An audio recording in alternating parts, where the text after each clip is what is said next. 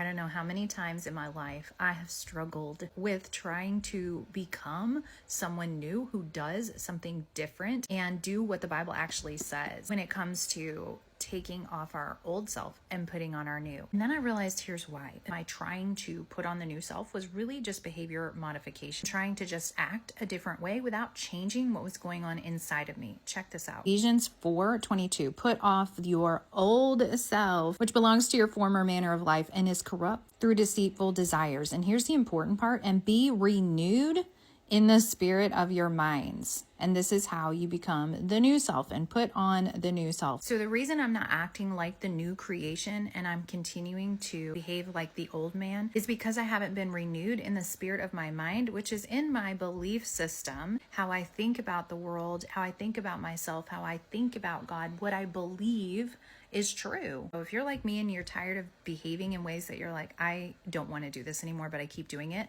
Like Paul says, I do what I don't want to do and I don't do what I want to do. This is why, because we have not been renewed in the spirit of our mind, which is also in Romans 12:2. It says to be transformed by the renewing of our mind, which again is like looking at what it is that we're believing. This is a practice that I've been doing for the last 20 years of my life, looking at what it is that I'm actually believing about myself that is causing me to act in ways that I don't want to act anymore. So it's really just as simple as going to God and saying, here's what I believe about me, or here's what they said about me, or here's what happened. But what do you say, God? And then just listening. You know how I know that it's the voice of God versus my own self?